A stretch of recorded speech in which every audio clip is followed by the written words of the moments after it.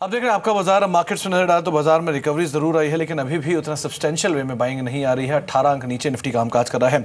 Selective stocks में जरूर buying है।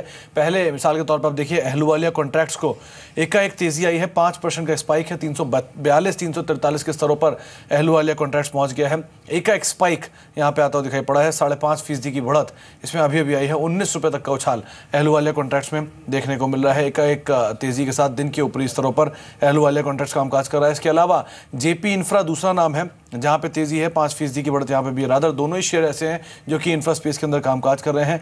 टाटा स्पोंज और पीटीसी फाइनेंशियल, ये दो और ऐसे नाम हैं जहां पे खरीदारी है। टाटा स्पोंज दिन के ऊपरी स्तरों पर है, 30वीं बढ़त है, और पीटीसी इंडिया फाइनेंशियल यहां पर भी खरीदारी है, ये भी दिन के ऊपरी स्तरों पर ही कामकाज कर रहा है। बातचीत कर लेते हैं कुछ और दर्शकों से भी। हमारे साथ बातचीत करने के लिए सचिन है जो कि मौजूद है। सचिन जी नमस्कार। नमस्कार। हाँ जी नमस्कार सचिन जी, क्या सवाल है आपका, पूछिए। मेरा LNT का 20 शेयर था एट द रेट ऑफ 1470। काफी खरीदारी आपकी है सचिन जी?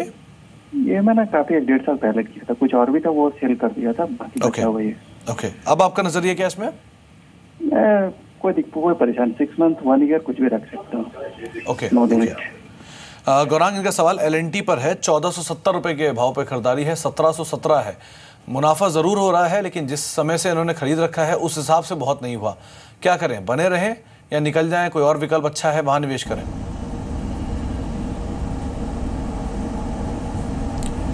अगर साल 1.5 साल से अधिक का नज़रिया आप रखते हैं तो बेहतर होगा आपको। लक्ष्य हमारा 1850 का है, लेकिन जिस तरीके से डिफेंस में कारोबार कर रही है कंपनी, आपको थोड़ा बहुत इंतज़ार करना पड़ेगा। थोड़ा बहुत धैर्य और पेशेंस रखें तो आपको बहुत ही बेहतर मुनाफा हो सकता है, क्योंकि डिफेंस के कारोबार को लेकर के हमें पूरी उम्मीद है। कंपनी पहले तो काफ़ी सक्षम है और बहुत बड़ा ऑर्डर मिलेगा तो नतीजों पर भी अच्छा रुझान आएगा। एब्सोल्युटली। तो नियर टर्म में तो 1850 के टारगेट्स भी रेकमेंड कर रहे हैं एक्सपर्ट्स, लेकिन अगर लंबी अवधि का नजरिया है तो यहाँ पर और भी अपसाइड देखने को मिलता है। लेकिन आज है वर्ल्ड हेल्थ डे और ऐसे में हमारी स्पेशल कवरेज जारी है। आपकी सेहत के साथ साथ आपके पोर्टफोलियो की सेहत का भी हम ख्याल रख रहे हैं और कुछ ऐसे शेयर्स के बारे में बताएंगे आज आपको जो आपके पोर्टफोलियो की सेहत को सुधार सकते हैं। पूजा हमारे साथ न्यूज रूम से मौजूद है कुछ ऐसे ही शेयर्स बताने के लिए। पूजा आपके पास आएंगे, लेकिन सबसे पहले मैं सुमित आपसे जानना चाहती हूँ, वर्ल्ड हेल्थ डे है और हमारी सभी एंकर्स में सबसे ज्यादा फिट एंकर आप ही हैं क्योंकि आप एक काफी हेल्थ फ्रीक हैं। आप बताइए हेल्दी रहने के लिए आप क्या क्या करते हैं? Regular gym, diet, proper sleep, यही सब, और एक पॉजिटिव एटीट्यूड सबसे ज्यादा जरूरी चीज की जरूरत है। लेकिन एक अच्छा पोर्टफोलियो बनाने के लिए साक्षी इसके साथ साथ एडवाइस भी जरूरत होती है, जो कि एक्सपर्ट हमारे देंगे। दोनों ही एक्सपर्ट मौजूद हैं, उनसे हम बातचीत करते रहेंगे। लेकिन उससे पहले इन हाउस एक्सपर्ट पूजा मौजूद है, मुस्कुरा भी रही है। पूजा बताइए कौन से 4 शेयर आप चुन के लाई हैं? जी, सबसे पहले बात करते हैं FDC की, जो सबसे पहले पोर्टफोलियो में मेरे यहाँ पर ORS सेगमेंट की दिग्गज कंपनी में से एक है और इलेक्ट्रॉल, ये ब्रांड काफ़ी नोन ब्रांड है। इसके अलावा जायफा और विक्टोफॉल, ये तीनों ही ब्रांड कंपनी की बिक्री में करीब 35% का योगदान है। और एनर्जाल कंपनी का एक फ्लैगशिप स्पोर्ट्स ड्रिंक है और इसका भी कंपनी में अच्छा खासा कॉन्ट्रीब्यूशन है कंपनी के रेवेन्यू में। और हम आपको बता दें कि कंपनी प्रो कबड्डी लीग की भी प्रमुख आयोजक थी और इंडियन प्रीमियर टेनिस लीग की भी प्रमुख आयोजक रह चुकी है। इस वजह से काफ़ी स्पोर्ट्स में भी काफ़ी ज़्यादा एक्टिव है ये कंपनी और फर्स्ट कॉल की भी इसमें खरीदारी की राय है और लक्ष्य 250 रुपये का यहाँ पर दिया है। HUL, वैसे ये कंपनी पर्सनल केयर सेगमेंट में ज़्यादा है, लेकिन ये कंपनी हमने इसलिए चुनी क्योंकि अब धीरे धीरे ये आयुर्वेदिक और हेल्थ केयर सेगमेंट में भी विस्तार कर रही है। नोटबंदी के बाद वॉल्यूम में हमने देखा था कि काफ़ी अच्छी ग्रोथ कंपनी के वॉल्यूम्स में देखने को मिली थी और पेरेंट कंपनी का भी स्ट्रॉन्ग यहाँ पर कॉन्ट्रीब्यूशन है, करीब 67% हिस्सा यहाँ पर होल्ड करती है। MK की खरीदारी की राय और लक्ष्य यहाँ पर 970, यानी कि यहाँ से मौजूदा स्तर से काफ़ी अच्छा मूव देखने की उम्मीद है HUL में।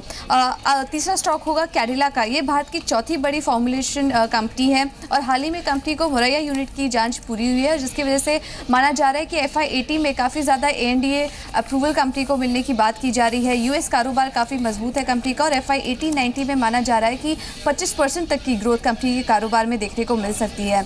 तो ये स्टॉक भी पोर्टफोलियो में रहेगा। एडलवाइज की खरीदारी की राय है, माफ़ कीजिएगा, यहाँ पर वर्कहार्ड में कार्वी की खरीदारी की राय है और लक्ष्य 508 का दिया है। और आखिर में बात करते हैं वेंकीज की। यहाँ पर ये एशिया की सबसे बड़ी पोल्ट्री ग्रुप कंपनी है और यूपी में जब बूचर खाने पर रोक लगाई गई थी तो उसके बाद से कंपनी में एक अच्छा रनअप देखने को मिला। 3 हफ्तों में 40% ये कंपनी चल चुकी है, क्योंकि बताया जा रहा है कि जो ऑर्गेनाइज्ड प्लेयर हैं सेगमेंट के, उनको फ़ायदा मिलने की बात की जा रही है। कंपनी के जो तिमाही नतीजे आए थे वो भी काफ़ी अच्छे थे। ऑयल सीड्स के मार्जिन में भी अच्छी बढ़त देखने को मिली थी और प्रोटीन कारोबार को लेकर बेहतर ग्रोथ की संभावना बताई जा रही है। तो ये 4 कंपनी हैं जिसमें कि जो भी निवेशक हैं उनको फोकस रखना चाहिए। चलिए, तो 4 कंपनी आपको पूजा ने बताई हैं। चारों कंपनियों की एक ही खासियत है कि चारों कुछ ऐसे प्रोडक्ट्स बनाती है जो कि आपकी सेहत को बहुत फ़ायदा पहुँचाते हैं। वेंकटेश्वरा हैचरीज यानी वेंकीज जो कि एग्स और पोल्ट्री प्रोडक्ट्स में है। FDC जो कि इलेक्ट्रॉल, इसका मेजर प्रोडक्ट है, इसका इस्तेमाल किया जाता है। कैडिला शुगर फ्री जैसी जो प्रोडक्ट्स हैं वो जाइडस कैडिला बनाती है और सही कई और तमाम प्रोडक्ट्स। और HUL का वैसे भी एक बड़ा पोर्टफोलियो, इसके अंदर हेल्थ रिलेटेड या फिर आपको अगर हेल्दी रखना है तो उससे रिलेटेड कई प्रोडक्ट्स बनाती है। इसमें आयुर्वेदिक प्रोडक्ट्स भी कई सारे शामिल हैं। तो ये एक कंसेप्ट आपके सामने रखने की कोशिश की थी उन कंपनियों के जरिए जो कि हेल्दी प्रोडक्ट्स भी बनाती हैं और साथ साथ आपके पोर्टफोलियो को भी हेल्दी रख सकते हैं। FDC इस बीच एक स्पाइक दिखा रहा है और कैडिला में भी एक जोरदार खरीदारी आई है। करीब करीब 2% अभी कैडिला बातचीत के दौरान चल चुका है और 3-3.5% ऊपर आ चुका है। गौरांग, पहले तो आप भी क्योंकि काफ़ी ज़्यादा कॉन्शियस अपनी हेल्थ को लेकर, और आपसे लास्ट मुलाकात हुई तब से लेकर अब तक आपकी उम्र में बहुत बदलाव हुआ नहीं है। रादर पूरे एनालिस्ट फ्रेटर्निटी के अनिल कपूर आप माने जाते हैं। इस चीज़ों को देखते हुए आप क्या कहना चाहेंगे और आपकी तरफ से कोई जो कॉल्स आप ऐड करना चाहेंगे? बहुत बहुत शुक्रिया सुमित, हौसला अफजाई के लिए और हमारे बारे में इतने अच्छे शब्द रखने के लिए। और सेहत का तो ध्यान हम बिल्कुल रखते हैं और खाने पीने के मामले में भी हम थोड़े चौकन्ना रहते हैं। और फार्मा सेक्टर काफ़ी लंबे समय से हमारी पसंदीदा निवेश के लिहाज से एक सेक्टर रहा है। और अभी जब पूजा बता रहे थे कैडिला हेल्थ केयर के बारे में, तो मैं एक हमारे आर्काइव पर खाली देख रहा था, तो हमारी भी कैडिला के ऊपर ख़रीदारी की राय बरकरार है। 520-530 तक के लक्ष्य हमने निर्धारित किए लंबी अवधि के नज़रिए से। इसके अलावा फार्मा से जुड़ी हुई कंपनी ऑरबिंदो फार्मा, ये भी हमें काफ़ी लंबे समय से पसंद है। 800-850 का लक्ष्य है लंबी अवधि के नज़रिए से। और भी काफ़ी कुछ कंपनियां हैं, लेकिन एक बात आपके सभी दर्शकों को और निवेशकों को कहना चाहूँगा कि जितना बेहतरीन और दुरुस्त आप निवेश करते हैं, लंबी अवधि का नज़रिया रखते हैं, आप उतना ही समय और उतना ही ध्यान अपनी सेहत को दीजिए। एब्सोल्युटली। चलिए, बहुत बहुत शुक्रिया गौरांग आपका। मानस, आपसे भी जानना चाहेंगे, आप हेल्थ फ्रीक हैं या नहीं, और साथ ही हेल्दी पोर्टफोलियो बनाने के लिए आपकी क्या रिकमेंडेशंस हैं?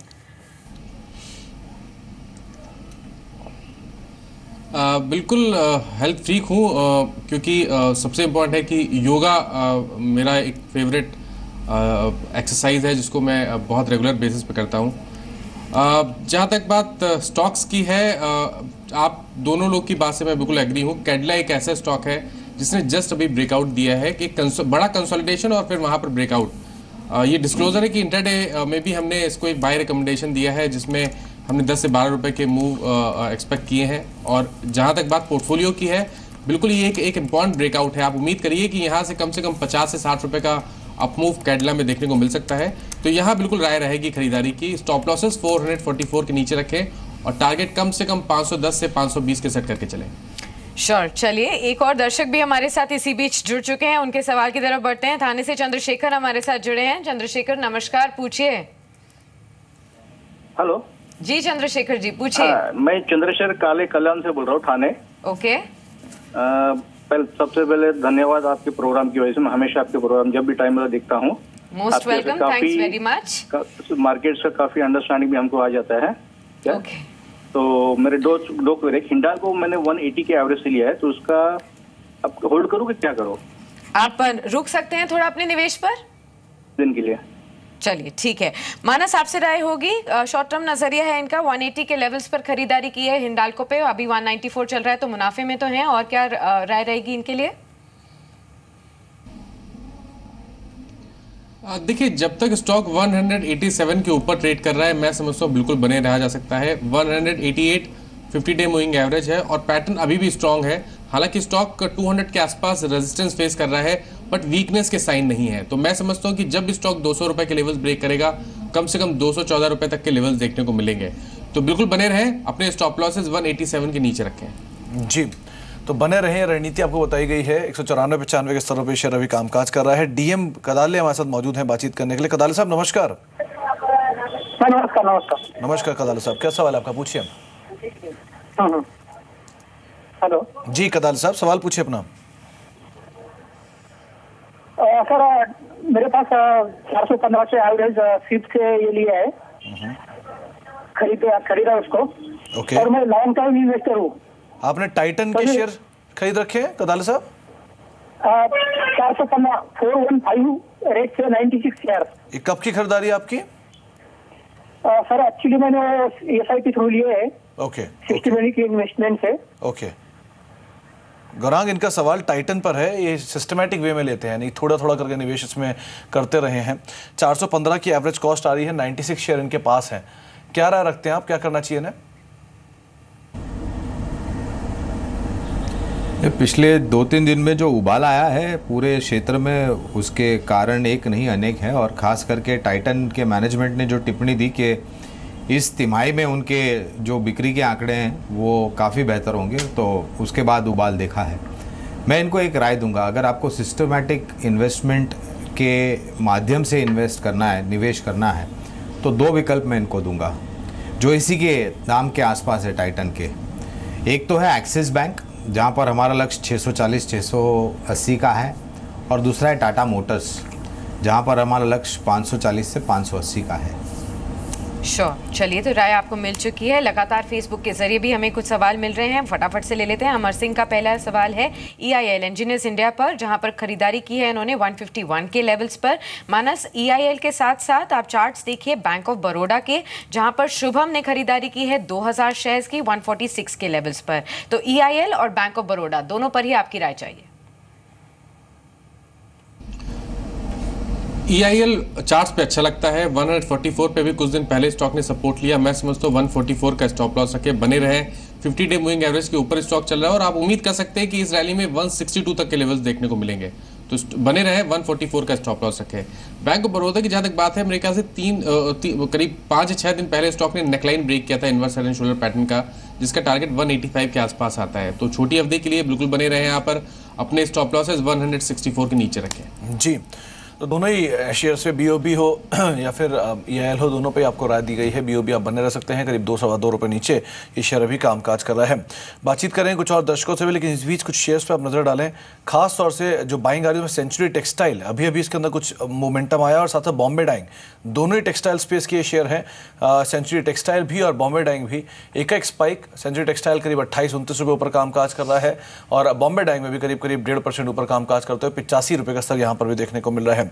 अब बातचीत करते हैं कुछ और दर्शकों की। रादर जो सवाल फेसबुक के जरिए आए हैं उसमें शुभम सोलंकी का एक सवाल, माफ कीजिएगा, यहाँ पे सौरभ सिंह का एक सवाल है जो कि PNB गिल्ड्स को लेकर है। इन्होंने 57 रुपये के दाम पे 1570 शेयर खरीद रखे हैं और 54.55 का मौजूदा स्तर है। साथ सत्यजीत ने भी एक सवाल भेजा है वी गार्ड को लेकर। सत्यजीत से हम बातचीत भी करेंगे, लेकिन मानस पहले आप राय बताएं। PNB गिल्ड को लेकर करीब 57 रुपये के दाम पे खरीदारी है, 1570 शेयर है, क्या करें? देखिए, लॉन्ग टर्म चार्ट्स पे तो स्टॉक बिल्कुल अच्छा लगता है। ज़रूर कंसोलिडेशन थोड़ा लंबा हो गया, लेकिन फिर भी हर करेक्शन में स्टॉक 50 डे मूविंग एवरेज के आसपास सपोर्ट ले रहा है। मेरी राय में अगर आपका टाइम फ्रेम बड़ा है, अगर आप 6 to 8 मंथ्स का टाइम फ्रेम दे सकते हैं, तो बिल्कुल बने रहे। 50 रुपये के नीचे स्टॉप लॉस रखें, और जब स्टॉक 61 के ऊपर जाएगा, ये मान के चलिएगा कि कम से कम 73 तक के लेवल्स देखने को मिलेंगे। तो लॉन्ग टर्म चार्ट्स बेहतरीन है। शॉर्ट टर्म के लिए मैं समझता हूँ कि आपको इंतजार करना बेहतर है। शॉर्ट टर्म को अगर आप थोड़ा सा लॉन्ग टर्म बना ले तो ज्यादा बेहतर है। राइट, तो लंबी अवधि का नजरिया रखकर आप यहाँ पर बने रह सकते हैं। ये राय आपको PNB गिल्ड्स के संदर्भ में मिली है। वेस्ट बंगाल से सत्यजीत अब हमारे साथ फोन लाइन पर जुड़े हैं। नमस्कार सत्यजीत, पूछिए अपना सवाल। हाँ, मेरा सवाल तो पहला सवाल था वी गार्ड में 165 में खरीदा हूँ। ठीक है, तो 105 क्वांटिटी है, तो इसमें मैं कौन सा रेट में और थोड़ा एंट्री कर सकता हूँ और थोड़ा ले सकता हूँ? अब दूसरा सवाल है मेरा IDFC बैंक पे।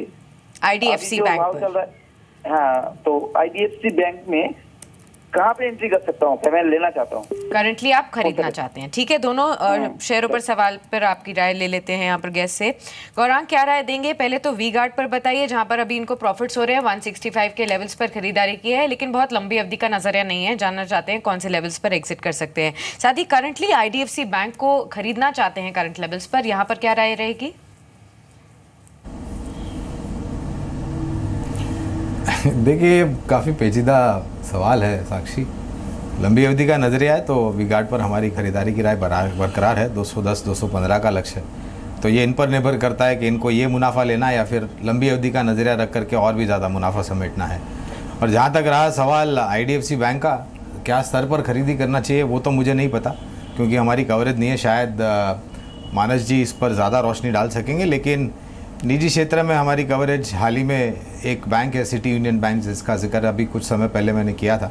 165-175 का लक्ष्य सिटी यूनियन बैंक पर है। जी, तो दूसरा विकल्प आपको जरूर बता दिया गया है, सिटी यूनियन बैंक, जिसको आप देख सकते हैं करीब 1% ऊपर कामकाज कर रहा है।